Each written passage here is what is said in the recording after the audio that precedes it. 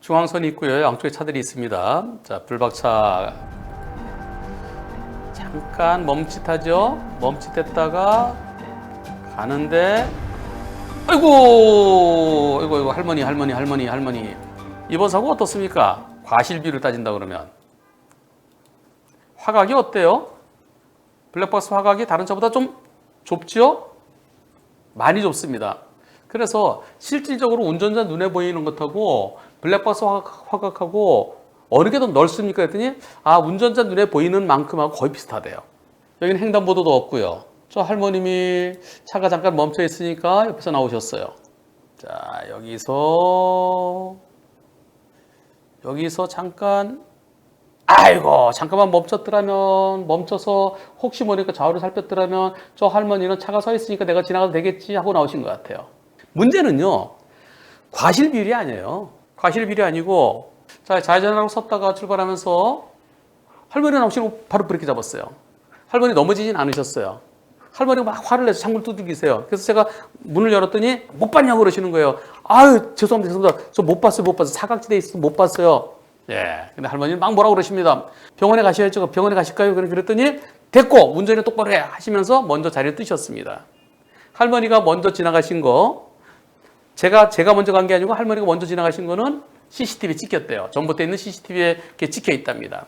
나중에 저런 경우 대충 보면요, 집에 가서 그날은 괜찮은데 좀 이따가 저녁 때 되면 이거 아까 괜히 뭐 좀 불편하다? 그러면 가족분들이 경찰에 신고를 합니다. 나중에 할머님 아드님이 불박차를 찾으려고 경찰서에 가셨대요. 뺑소니를 신고한 건 아니래요. 그 차를 좀 찾아달라고 그랬더니 경찰서에서는 뺑소니로 지금 진행되고 있답니다.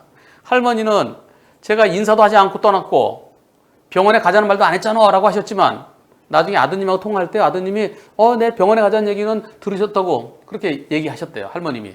병원에 가자고 했다는 말은 어머니한테 들었다고 합니다. 그런데 병원 가자고 얘기만 있으면은 그러면 특가법이 아니라고 경찰관이 얘기했었는데 근데 자꾸 말을 바꿔요. 그러면서 여하튼 조치를 취하지 않았다.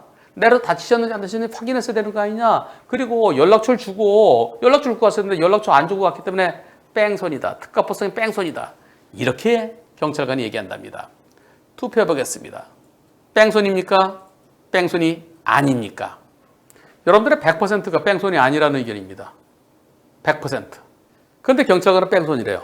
그리고요, 저 할머니나 또는 할머니 그 아드님, 뺑소니 처벌해달라는 얘기도 없었대요. 근데 경찰은 처벌해달라는 얘기도 없었지만 처벌하지 말라는 얘기도 없었다. 내가 볼 땐 뺑소니다. 이렇게 한다는 겁니다.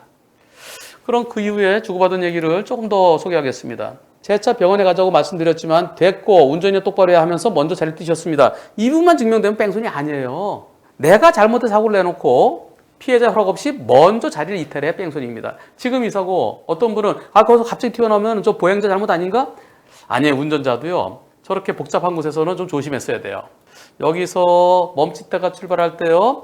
항상 섰다 출발할 땐 조심해야 되는 겁니다. 완전히 멈춘 건 아니지만 조금 좌우를 살폈어야 돼요. 그래서 누가 더 잘못했는지 그건 얘기하지 않겠습니다. 물론 운전자에게 잘못이 없으면 운전자 잘못 없으면 뺑소니는 아니겠죠. 근데 일단 운전자에게 일부 잘못 있는 것을 전제해서 얘기하겠습니다. 여기서 나는 잘못이 없어요. 경찰은 차대 보행자 사고는 무조건 차가 잘못했다고 봅니다. 그래서 운전자의 잘못이 있다. 운전자가 더 잘못인지 보행자가 더 잘못인지 그건 거론하지 말고요. 뺑소니인지 아닌지만 얘기하는 겁니다. 자, 그리고요. 현장에서 다쳤다고 볼 만한 객관적인 정황이 없었다면 그냥 가더라도 사람이 쓰러져 있는데 그냥 가면 그거 뺑소니예요. 근데 멀쩡해요. 멀쩡해서 괜찮으세요? 그랬더니 전혀 다친 티가 안 나요. 그럴 땐 조치가 필요한가요? 필요한 조치라는 거 뭡니까? 피해자에 대한 구호 조치. 피를 흘리고 있다든가 쓰러져 있다든가 또는 다리를 절고 있다든가 그럴 때 구호 조치가 필요한 거죠. 근데 멀쩡하게 딱 째려보고 그냥 걸어가요? 그렇다고 그러면 무슨 필요한 조치가 필요하죠? 대법원 판결 중에는 멀쩡해 보인다. 현장에서 봤을 때 아프다는 얘기도 없었고 그리고 외견상 다쳤다고 볼 자료가 없다. 그러면은 그냥 갔다 하더라도 뺑소니 아니라는 대법원 판결도 있습니다. 이어집니다. 할머니가 먼저 자리를 떴으면 특가법이 아닙니다. 만약에 치매 할머니처럼 본인의 의사를 결정할 수 없을 때는 어린이들은 막 그냥 가려고 그러잖아요. 그렇다 그러면 어린이 사고처럼 특가법 적용을 할 수도 있지만 병원에 가자고 했는데도 할머니가 그냥 자리를 뜬 것에 대한 객관적인 증거만 있으면 나중에 검찰에서 무혐의 될 겁니다. CCTV에 찍혀 있고요. 그리고 옆에서 우회전하려고 대기 중인 그 차의 운전자도 진술이 있었답니다. 그래서 정확히 무슨 얘기는 모르지만 불박차 운전자가 고개를 굽신굽신 여러 번 하고 그런 것은 옆에서 봤다는 거예요. 결국 내가 먼저 가지 않았다는 거죠. 중요한 거는 누가 먼저 갔느냐입니다. 이분께서 다른 어떤 증언이 나오더라도 그때 목격자 옆에서 내 뭔가 죄송합니다 한 거 그게 나오더라도 팩트는 할머니께 조치를 취하지 않고 연락처도 주지 않고 자리를 떴다는 거라서 무조건 특가법 위반이라고 합니다. 아이들을 혼자 키우는 저로서는 너무너무 힘이 듭니다. 정신적으로나 육체적으로나 지쳐가네요. 부탁도 드리고 도와달라고 얘기했는데도 무조건 특가법이라고 합니다.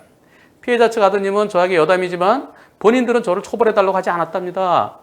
경찰관의 말은 처벌해달라는 것도 하지 말라는 것도 아니기 때문에 특가법이 변하지 않는다라고 합니다.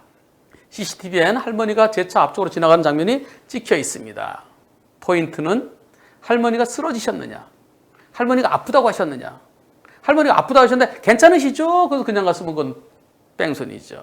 근데 병원에 가시자고 했는데도 할머니가 됐고 운전 똑바로 해. 그래서 먼저 가셨다면 그것이 녹음이 됐으면 얼마나 좋겠어요? 블랙박스에 지금 오디오가 없는 것 같아요. 오디오의 필요성이 진짜 중요합니다. 만약에 지금 이 블랙박스에 오디오가 있으면 오디오에 보세요. 오디오가 없어요. 여기서 가면 소리가 나야 되잖아요. 안 나요. 오디오 좀 켜놓으세요. 오디오만 켜져 있으면 이거는 할머니 병원에 가셔야죠. 오디오의 중요성을 다시 한번 느끼게 합니다. 현장에서 할머니가 넘어지지도 않았고 아파하지도 않았고 먼저 갔으면 뺑소니 아닙니다.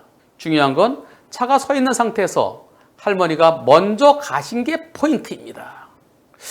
근데 이걸 왜 경찰관이 자꾸 뺑소니라고 그럴까요? 왜 그럴까요?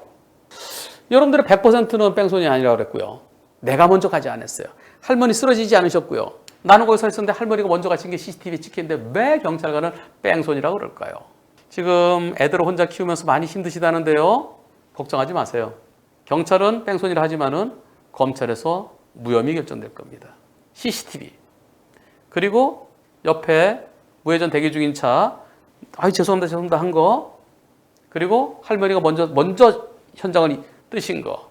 그리고 할머니는 병원 가서 소리 언제 했어? 라고 그렇게 하시는 것 같아요. 그러나 그 아드님이 병원 가자고 했다는 얘기 들었어요. 라고 그걸로 뺑소니 무혐의 처분될 겁니다.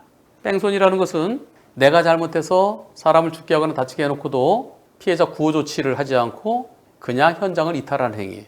그게 뺑소니입니다. 다만 한쪽 얘기만 들었으니까요. 이분이 저한테 올려주신 내용이 다 맞고 거기에 대한 객관적인 증거가 있다면 뺑소니 아니어야 됩니다. 너무 걱정하지 마세요. 지금처럼 그게 큰 사고는 아니었어요. 근데 병원에 가셔야죠 그러는데 괜찮아 됐어. 그러고 그냥 가셨을 때 그때 마음이 찜찜하죠. 어떻게 하는 게 좋을까요? 어린이 사고를 생각하면 됩니다. 어린이랑 부딪혔어요. 근데 어린이가 벌떡 일어나요. 문 열고 나가니까 얘 확 도망가요. 어디로 갔는지 못 찾겠어요. 그럴 때 어떻게 될까요? 내가 돌아다니면서 아이를 찾았던 거 흔적을 남겨야 됩니다. 근데 못 찾으면은 그때는 경찰서에 신고를 해두세요. 제가요 언제 어디서 어떤 어린이랑 사고 났어요. 근데 어린이가 벌떡 일어나고 도망가고 제가 못 찾았어요. 혹시 그 부모가 나중에 경찰에 신고하게 되면은 제 차량 부딪혔다고 그렇게 저한테 연락 좀 주세요. 그렇게 신고를 해두십시오. 노인도 마찬가지입니다. 가벼운 사고라도 꼭 연락처를 주고받으십시오. 전화 통화를 주고받으십시오.